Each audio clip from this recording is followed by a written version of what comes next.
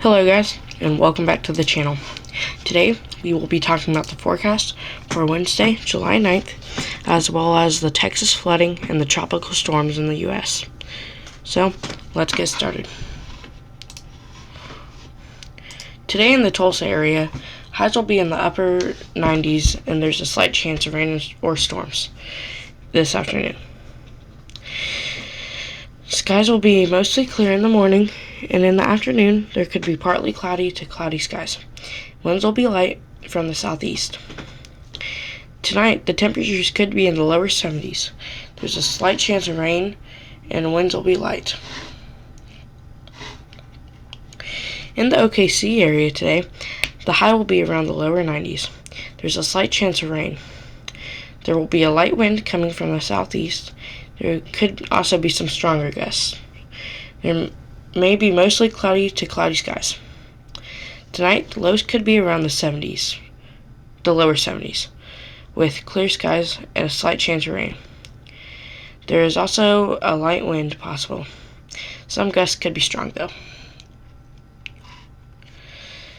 The Storm Production Center has issued a chance of thunderstorms tomorrow, although the whole state has a chance of thunderstorms. And up here in the corner by Independence and Coffeyville, that's a 1 out of 5, so they may extend that down just a little bit to that area. Now to the Texas flooding and the tropical storms.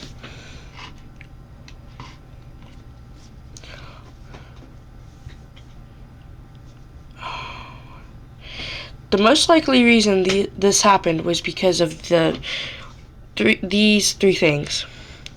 Number one, what was left of Hurricane Barry. What happened was Hurricane Barry, I think that's how you say it, had fallen apart over Mexico, and the moisture that Hurricane Barry had left shot into Texas as the low-level jet kicked in. It just started thunderstorms that would stay in the spots, and it just dumped tons and tons of rain. They would move at basically 0, 5, 3 miles an hour. If they were lucky, 20 maybe. But they didn't really move fast, is what I'm trying to say.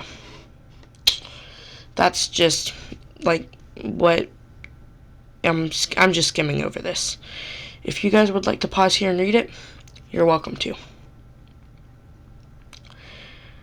Now, there were 2 tropical storms, I believe, that made landfall in the U.S., or had an effect on the U.S., and they both have dissipated.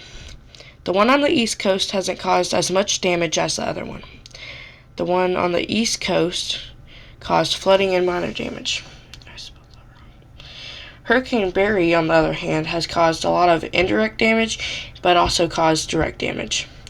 Some direct damage was flooding on New Mexico's southwest coast, as well as loss in agriculture and damage to buildings. In the Texas flooding caused property damage and building damage.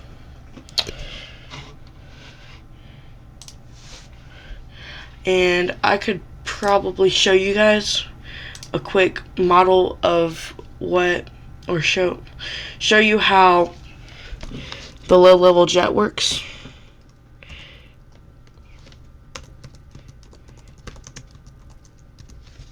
So just give me a minute.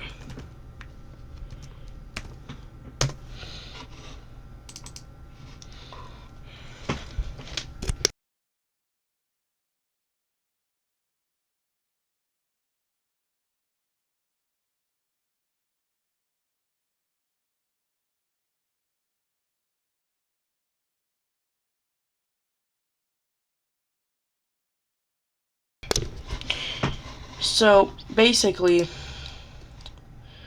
what happens is the low-level jet is around here, and it comes through here, I believe, and it shoots up, and this is where, like, normally this is where all the energy was, and it shot up into here. As you can see, they're still having rains. Probably another wave of energy that came from whatever this is, or the hurricane, and it just shoots up through here and goes eastward. But it mostly affects Texas, Oklahoma, and some of Arkansas. Alright guys, that's about all I got for today. We could go over the outlooks though for the next week. They did go ahead and update the risk. I think that this is for today. This could have been for yesterday. Although, you never know. Well, I should probably know that. But this is a marginal risk. And this is for today. It now includes Enon and this part of the I-35 corridor. So, day 2, Tulsa doesn't have a risk. OKC and a little bit right here has a risk. And southeast Oklahoma has a risk. And it looks about the same for day 3, or that's the same thing. Oh no, they're different. They're different days.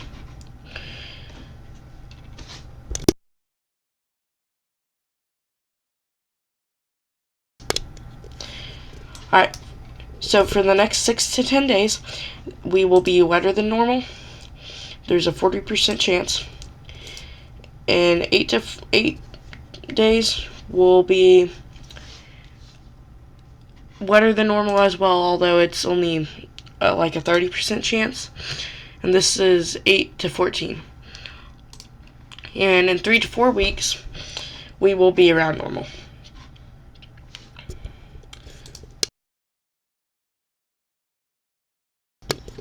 Also, in 6 to 10 days, we will be cooler than normal. And in this blue will be cooler than normal.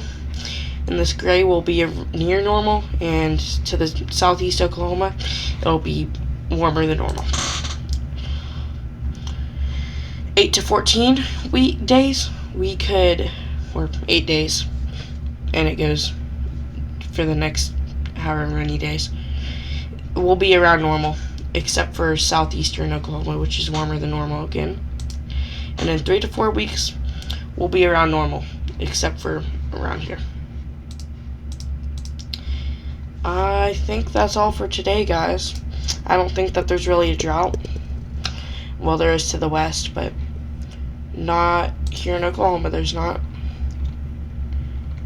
And I really think that's all for today, guys. Thank you for tuning in. Have a good Wednesday. I will see you next time.